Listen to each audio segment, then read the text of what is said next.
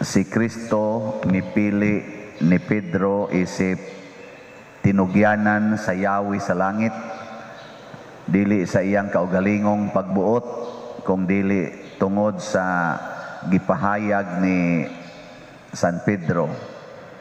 Ang iyang gipahayag nga kuan gyud kayo ba, seryoso. Gipahayag niya ang kamatuoran nga si Kristo mao ang Mesiyas nga gipadala sa Dios. Nya niingon dayon si Jesus, dili ni gikan ni bisan kinsa nga tao, gikan ni sa akong amahan nga misulti nimo niini. Nya kay ang amahan didto man niya gipadala ni San Pedro ang mensahe, gitan-aw sa ni Jesus nga si Pedro pinili sa iyang amahan. Nya kun ang amahan mipili ni San Pedro nga channel sa authority sa langit, siya sad nga anak, iya sang gi-confirm tagaan yag authority. Nya hangtod karon ang simbahan mao gyud channel sa kanini ang mensahe sa Ginoo. Mao nagdili ganita maminaw sa simbahan, magkagubot, mabati gyud ang atong kinabuhi basta di na ta maminaw sa simbahan. Kamo kusog pa mong maminaw sa simbahan? O moingon ang simbahan, way mga bata, way mga tiguang pasudlon sa kaning kuan o sa simbahan. Nya walang sa taroy hilog ha sa masakiton. Nya wa sa taroy misa sa week mass. Mo tuman mo? Maayo kay tuman. Ang kasagaran nato di gid tam tuman. Mao nay atong batasan. Nya si San Pedro naasa ni siya batasan sa pagka masinupakon. Pero labaw siya ka masinugtanon kaysa ubang mga apostoles, kay niagi man pud ni sila murag formation ba kanang nagtubo pud ning ilang pagtuo ni Kristo. Nya si San Pedro tan-aw nako murag daghan-daghan siya og gipakita nga kanibitang pagtubo. Una, minyo man ni siya. Iyang gibiyaan ang iyang asawa ug ang iyang pamilya. Iyang gibiyaan. So literally doon na siya gipakita nga pagtuman sa giingon ni Kristo, kung mosunod mo nako, biyaig yun ang tanan. Apil na imong bana, asawa, mga anak, imong ugangan, imong ginikanan, biyaig yun. Nya si Pedro, iyan ning gibuhat ni San Pedro. Mao na nga tingali kaning pagtubuan niya sa iyang pagtuo, nahimo ning sinugdanan nga abli kay siya ba? Abli kay siya sa kabubuton sa amahan. Nya kita kay di man takabiya, di takabiya sa tong gusto. Nabitay mo ingon ako nga gulang na ba niya mo ingon pader ako mosimba gyud ko kay murag gyud ko mabuang kung di ko kasimba matag adlaw. Wa gyud lami akong kinabuhi kung di ko kasimba. Nako nya wa nay simbahan, wa nay pare. Maimpierno na di ka. Kanang yun ada bitang batasan. Ang akong gusto ba, murag kasagaran nato gani, murag nahog na lang ni gusto na lang ni nato na musimba, pero dili na gustos Ginoo ang atong gisunod. Usahay ba? Kamo tingali din buutan tingali mo. Ako sad usahay sa akong pagmisa. Ang ako ra yung gusto nga magmisa ko. Wa ko'y gusto. Wa gyud gusto. Nya kini akong pagmisa ron, gusto ka ni Ginoo o ako ning gusto? Ambot lang. Sa ko kay bao. Nakaron unsa man nato pagkasiguro nga ang atong gituman ang gustos Ginoo. Sa atong unang pagbasa si San Pedro mismo maoy miingon. Nakadungog mo sa unang pagbasa. Kamong mga pangulo, hangyoon mo nako nga magtrabaho mo dili sa suhol, kung dili sa pag-alagad. Kana ba? Mo trabaho kuno ta dili tungod sa suhol, kung dili tungod sa pag-alagad. Pasar mo ana o Ana, kung mo trabaho mo, di mo mangayog suhol. Kung mumisa ko, di ko mangayog stipend. Ana ba? Basta mo na unang requirement nga gusto ganis Ginoo ang imong gibuhat, dili nimo gusto, ayaw pangayog suhol. Kay mangayo na gikag suhol, imo na nang gusto. Mo trabaho gani kag kompanya, mo trabaho kag unsa diha, mo trabaho kas inyong balay, unya mangayo ka og suhol, mangayo ka og napasalamatan ka, napasidunggan ka, awa na. Imo na nang gusto. Nya mangluod dayon ka kung di ka pasidunggan, labi na gyud sawayon ka, kasab-an ka, singhagan ka, dayon kag pangluod. Adi imo na nang gusto. Ambot kani atong lektor o kani atong salmista o kasabaan ka ni Spari, no? Mubalik pa ba kani? Mubalik pa mo te? Oh, pero kusmo dagnaong igbalik, no? May tag malipayon lang yapon. Ambot ka ning paria o insultuhan ko dinhi. Singhagan ko dinhi. Syagit-syagitan ko dinhi. Nganlan pagtambaloslos. Mubalik pa ba ka ko? Oh, balik ko kinsa lay gabaan nato ani. Kana bang kamao ba ka nga mo trabaho alang sa pag-alagad? Ang gugma nato pag-alagad dili pagkuha og mga benepisyo. Munay una, ikaduha niingon dayon si San Pedro, kinahanglang mahimo mong panig-ingnan sa inyong panon. Panig-ingnan ba? Model of Christian life.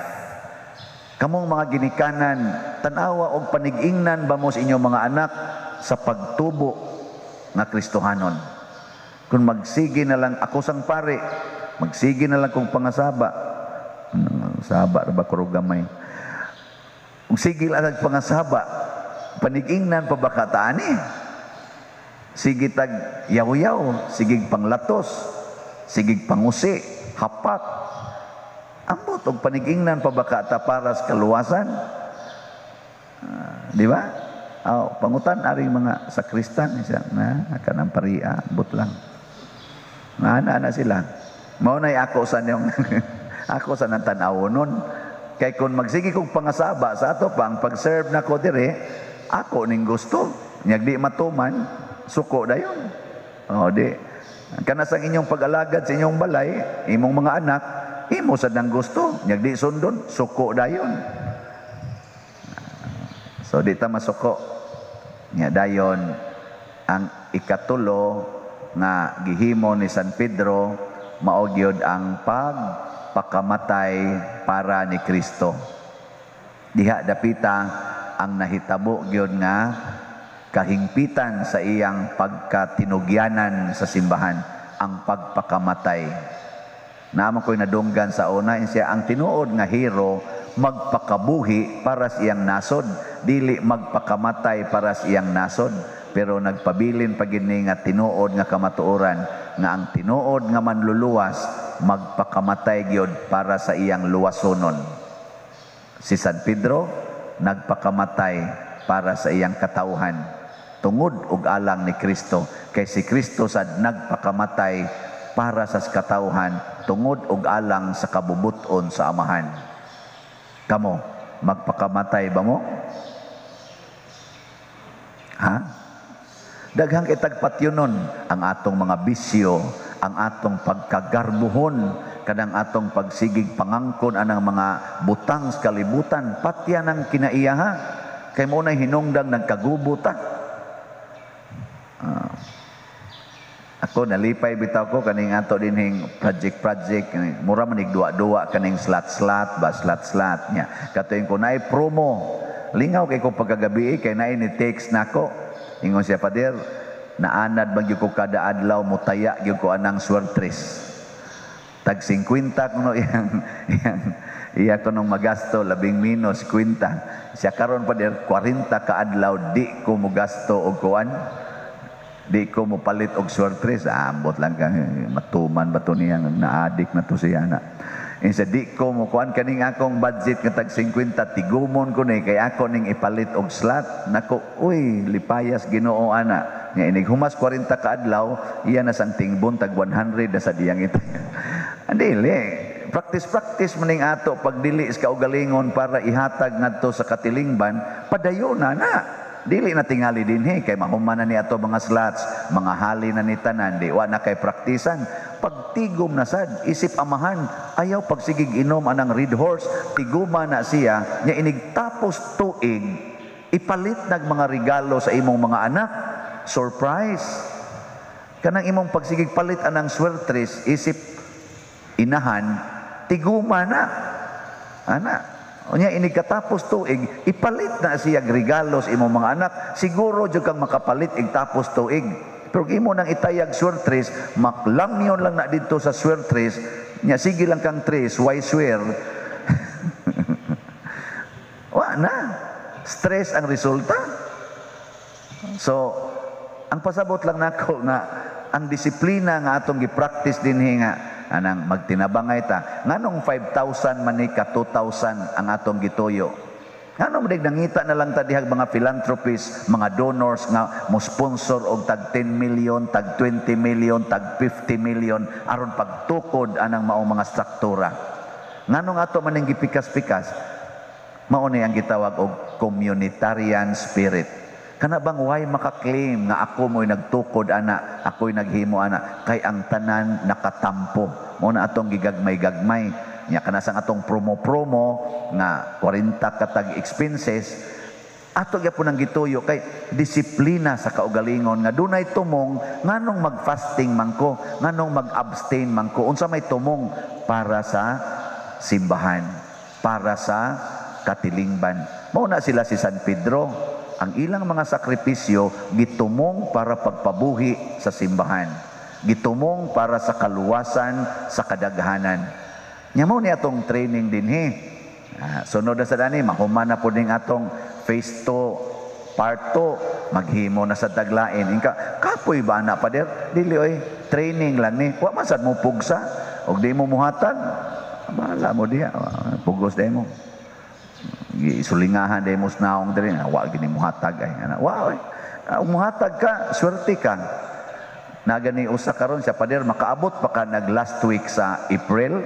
Nako ngano man siya gagmay magutawon kay kog sweldo pader unya ako lang gining tiguman nga moabot ngadto sa April nga pero adto pas last week akong gi-budget makaabot kog 2,000 mga April pa katapusan ako sa una imong paminaw buhi pa kakaani nya ako lang sang giingnan nga kana ganing ay okay kaayo okay jud kay na siya pader ha sa linibya jud kog slot ha kay lipay jud kay ko pader og makadonate ko nga sa akong kapobre maid man siya maid ba nagpa-maid maid man ko pader nya ato gyud taong kaayo pader kay napa jud koy anak yatiman anak.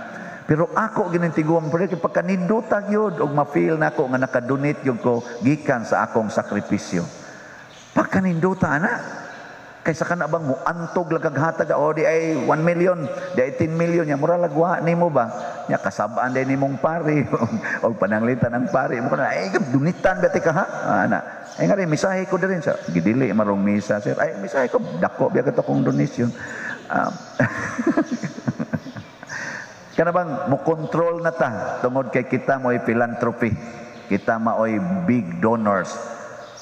Mo na atong gituyo dinhi nga ginagmay ta aritas mga ginagmay aron kitang tanan mo claim I am part, I belong to that church, to that project, to that community. Pagkanindot no una kita dinhing 30,000 ka mga parokyano sa ganing San Vicente Ferrer, ang territorial parishioners lang ba? Kuna ata ng pagbatia, wa tay proyekto din nga magdugay, dali ra kayo humnon. Ya dili bugat. Nya punan pas ato mga online parishioners. Bot daghan man kay na sila. Hindi porte na ginatong daghana. Nya ma-apply ni nato sa tanang simbahan sa tibuok kalibutan, isip community. Kay ngano man duna tay gitawag og simbahan, kanang katedral, simbahan, tingbanan, kapunungan, usa ka lawas ni Kristo.